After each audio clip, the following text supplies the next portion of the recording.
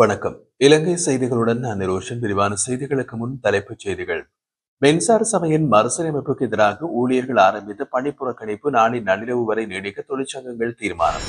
ஐக்கிய தேசிய கட்சியின் 79வது மாநாட்டில் அரசாங்கத்திற்கு எதிராக பலமான கூட்டணி. ஆக்கிரமிப்பு பலத்தாலும் ஆட்சியை கைப்பற்ற முயன்றவர்கள் நாங்கள் அல்ல. ஜனநாயகத்தை பாதுகாக்கும் கட்சியே நாங்கள். மனோ கணேசன் தெரிவிப்பு. தேசிய மக்கள் சக்தி அரசாங்கம் நாட்டின் பல கட்சி முறைமையை ஒழிக்க முனைந்துள்ளதாக முன்னாள் ஜனாதிபதி ரணில் விக்ரமசிங்கே குற்றச்சாட்டு. தொடர்பது விரிவான செய்திகள். இலங்கை மின்சார சபையின் மறுசீரமைப்புக்கு எதிராக ஊழியர்கள் ஆரம்பித்த பணி புறக்கணிப்பு போராட்டத்தை நாளை நள்ளிரவு வரை நீடிக்க மின்சார தொழிற்சங்கங்கள் தீர்மானித்துள்ளன. மின்சார சபை மறுசீரமைப்பை எதிர்த்து தொழிற்சங்கங்கள் கடந்த 4ஆம் தேதி முதல் வேலைநிறுத்த போராட்டத்தில் ஈடுபட்டு வருகின்றன. இதனுடன் 2 நாள் சுகவீன விடுப்பு போராட்டத்திலும் குழுக்களாக கலந்து கொண்டு 2ஆம் நாளாக சபையின் தலைமையகத்திற்கு முன்பாக ஆர்ப்பாட்டமும் நடத்தியிருந்தனர். புதிய மின்சார சபை சட்டம் ஏற்படுத்தக்கூடிய பாதகமான விளைவுகளை எதிர்த்து தொடர்ந்து போராடுவோம் என்றும் இந்த விடயம் தொடர்பாக சர்வதேச தொழிலாளர் அமைப்புக்கு அறிக்கை அளிப்போம் என்றும் தொழிற்சங்கங்கள் தெரிவித்துள்ளன. இதற்கிடையில் மின்சார ஊழியர்களின் சலுகைகளை குறைக்கும் வகையில் அரசாங்கம் இதுவரை எந்த தீர்மானமும் எடுக்கவில்லை என்று வலுசக்தி அமைச்சர் குமார் ஜெயக்கொடி உறுதிப்படுத்தியுள்ளார். ஐக்கிய தேசிய கட்சியின் 79வது மாநாட்டில் ஐக்கிய மக்கள் சக்தியின் பொதுச் செயலாளர் ரஞ்சித் மத்தும பண்டாரவும் முன்னாள் ஜனாதிபதி ரணில் விக்ரமசிங்கவும் முன்வரிசையில் அமர்ந்து ஆழமான பேச்சுவார்த்தைகளில் ஈடுபட்டதை அவதானிக்க முடிந்துள்ளது. இந்த ஆண்டு மாநாடு இன்று காலை 9 மணிக்கு ஸ்ரீ ஜாவர்தனபுரவில் உள்ள மோனார்க் இம்பீரியஸ் வளாகத்தில் முன்னாள் ஜனாதிபதி ரணில் விக்ரமசிங்க தலைமையில் நடைபெற்றது. அதனில் அனைத்து முக்கிய கட்சிகளின் பிரதிநிதிகளும் இதில் கலந்து கொண்டிருந்தார்கள். முன்வரிசை ஆசனங்களில் ரணில் விக்ரமசிங்கே, ரஞ்சித் மத்தும பண்டார, ரவுஃப் ஹக்கீம், மனோ கணேசன் ஆகியோர் அமர்ந்திருந்தனர். அதேவேளை செந்தில் தொண்டமான் திகாம்பரம், மொட்டு கட்சியின் செயலாளர் சாகர காரியவசம், சம்பிக்க ரணவக்க உள்ளிட்ட பிரபல அரசியல்வாதிகளும் இந்த நிகழ்வுகளில் கலந்து கொண்டிருந்தார்கள். மாநாட்டில் ஐக்கிய மக்கள் சக்தியின் உறுப்பினர்கள் ஐக்கிய தேசிய கட்சியின் இணையும் வாய்ப்பு சாத்தியமாக இருக்கலாம் என்று கூறப்பட்டாலும் அரசாங்கத்திற்கு எதிரான பலமான கூட்டணி உருவாக்கப்பட வாய்ப்புகள் ஆராயப்பட்டதும் குறிப்பிடத்தக்கது. இதனால் ஐக்கிய தேசிய கட்சியின் 79வது மாநாடு பல வலுவான கூட்டணிகளுக்கான தளம் அமைத்துள்ளது என்று அரசியல் வட்டாரங்களில் விமர்சனம் செய்யப்படுகின்றது.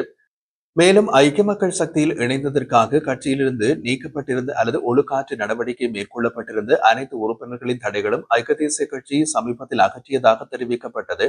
இந்த ஆண்டு நிறைவு விழாவுக்கு இலங்கையில் உள்ள அனைத்து அரசியல் கட்சிகளுக்கும் அழைப்பு விடுக்கப்பட்டுள்ளதாக கட்சியின் தவிசாளர் வஜிர அபிவர்தன தெரிவித்தார்.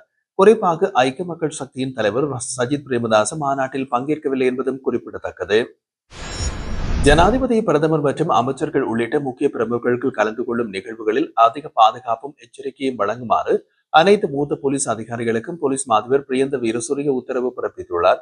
பிரமுகர்கள் கலந்து கொள்ளும் நிகழ்வுகளில் முப்படையினர், போலீசார் உள்ளிட்ட பல்வேறு சீருடை அணிந்திருப்போருக்கு அதிக கவனம் செலுத்தி ஆய்வு செய்ய வேண்டும் என்றும், வன்முறையாளர் ஒருவர் ராணுவம் மற்றும் போலீஸ் சீருடை அணிந்து குற்ற நடவடிக்கைகளில் மேற்கொள்ள வாய்ப்பு இருப்பதால் முன்கூட்டியே கண்காணிக்க வேண்டும் என்றும் போலீஸ் அதிபர் வலியுறுத்தியுள்ளார். இந்த உத்தரவு 15ஆம் தேதி ஒரு சிறப்பு சுற்றறிக்கை மூலம் அறிவிக்கப்பட்டது. அதன்படி அனைத்து மூத்த போலீஸ் அதிகாரிகள், பிரிவு அதிகாரிகள், உதவி போலீஸ் அதிகாரிகள் மற்றும் தலைமை போலீஸ் அதிகாரிகளுக்கும் தேவையான நடவடிக்கைகள் பிறப்பிக்கப்பட்டுள்ளது. மேலும் பண்டிகை நிகழ்வுகள், போக்குவரத்து கட்டுப்பாடு மற்றும் சுகாதார நடவடிக்கைகள் போன்ற முக்கிய அம்சங்களில் பாதுகாப்பை முன்கூட்டியே அடையாளம் காண வேண்டும் என்றும், விசேட பிரமுகர்கள் பாதுகாப்பு பணியில் ஈடுபட்ட அதிகாரிகளை அடையாளம் காண வெவ்வேறு வண்ண கைப்பெட்டிகள், பதாதைகள் மற்றும் பிற சின்னங்கள் கவனத்தில் கொள்ளுமாறும் வலியுறுத்தப்பட்டுள்ளது. இதற்கமைய ஜனாதிபதி, பிரதமர் மற்றும் அமைச்சர்கள் கலந்து கொள்ளும் நிகழ்வுகளில் பணியாற்றும் முப்படை மற்றும் போலீஸ் துணை சேவை அதிகாரிகளின் செயற்பாடுகளில் அதிக கவனம் செலுத்தப்பட உள்ளதாக தகவல்கள் வெளியாகியுள்ளன. ஆயுத பலத்தாலும் ஆக்கிரமிப்பு பலத்தாலும் ஆட்சியினை கைப்பற்ற முயன்றவர்கள் நாங்கள் அல்ல.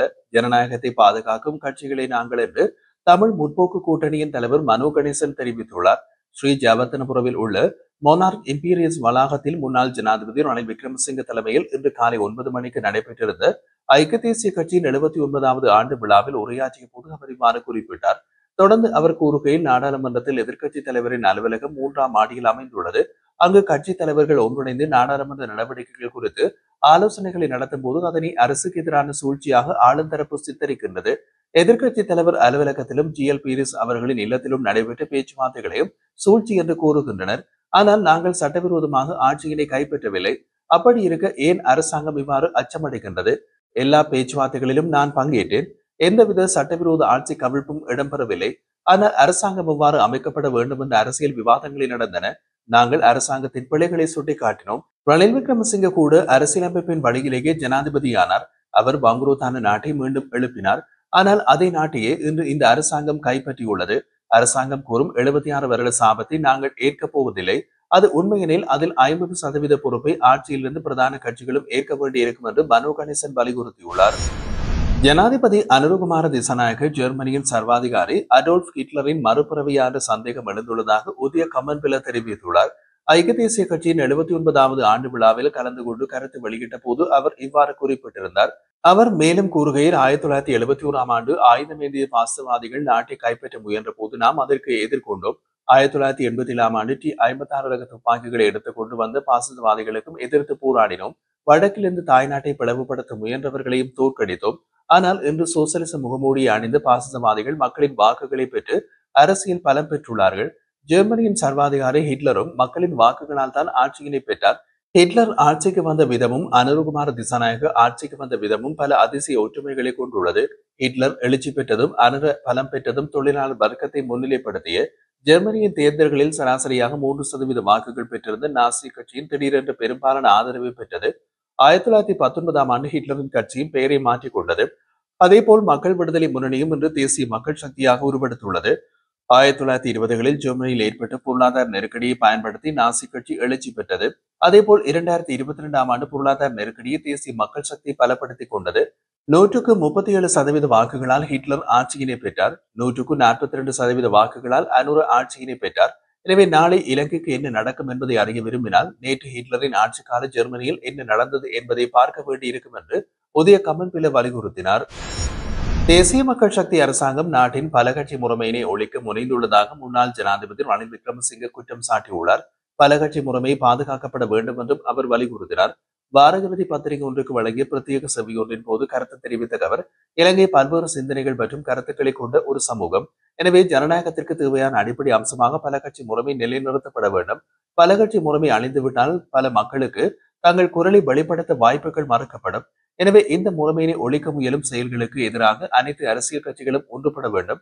1947ஆம் ஆண்டு முதல் இலங்கை பல கட்சி முறைமைக்கு உட்பட்டே உள்ளது. கடந்த 76 ஆண்டுகளில் ஆட்சியாளர்கள் பல சாதனைகளை செய்திருந்தாலும் நிறைவேற்ற முடியாத பல விஷயங்களும் இருந்தன என்றார்.